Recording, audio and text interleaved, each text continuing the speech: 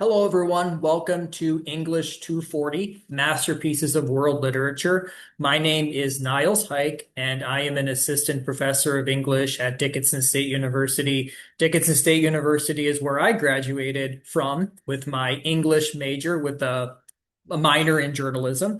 Since then, I've completed my graduate work at North Dakota State University before teaching at colleges such as Baylor University and West Virginia University. I teach writing, literature, and leadership courses. Theme of engaging with conversations often absent from everyday life. I want you to remember this line throughout the semester as you read carefully the various selected works of world literature. Presently, I am working on a series that I absolutely love, the King's Dark Tidings series. And the first work in this series is one of my favorite books, which is Free the Darkness. And as I'm reading this novel, as I'm rereading this novel, I'm fronted with the realization that our memories are meant for rules of conduct. We think of memories as we think of memories sometimes in a vacuum. We're not quite sure what they mean. This novel challenges me to realize that memories are meant for rules of conduct. They're meant for they're meant for helping us as individuals to establish these principles that we're never going to compromise.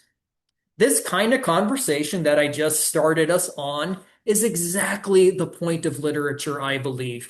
It encourages us to store away these conversation topics that we would otherwise miss out on, right? When you're reading these works of world literature, try your best to store away these kinds of conversations that you're never going to forget, that your audiences are never going to forget. How does this theme impact me in this course? Number one is every single week with a short paper, you're going to have this opportunity to ask a great question, like I just did, about a selected work of world literature. You're going to have 17 short papers. Every short paper opens with a close reading paragraph where you provide yourself some context and your readers, and then you get to ask a great question and answer it. That's the model for every short paper. And it's going to give you this chance every single week to engage with our course theme. The second thing you're going to do to live, if you will, this course theme for this semester is you're going to have a chance to write some remarkable thesis statements, such as memories are meant for rules of conduct. The point of Free the Darkness is to engage audiences in lessons on memory and principles, right? So that's kind of an example thesis statement. It's not my best, but it's an example of a thesis statement that I'd be happy to build an analysis essay around. On two different occasions, you're going to have to write two different analysis essays on two different works that have been assigned in the course, and that's going to give you a chance once again to apply this course theme through your writing and, of course, through your reading. What do I need to do to be successful in this course? Number one is log in daily. I've taken asynchronous courses myself in the past. And one thing that kind of helped me is I made them a hobby. You're going to do that as well. You should do that as well for a semester. A hobby means we don't really check out.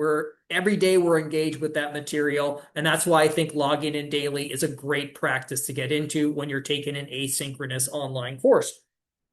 Number two is read everything. Don't take any shortcuts. This is a model that you can practice in this course, but it also helps you in your career as well, right? If you take shortcuts, you're really not going to get ahead. No one's impressed with shortcuts. Try your best to put in the work and to read every word for word. Read carefully. Don't skip anything. Don't skim anything. Absorb the material. Find a time on your schedule that works for reading everything carefully. For me, it would be early in the morning when I have a cup of coffee. I would read everything carefully.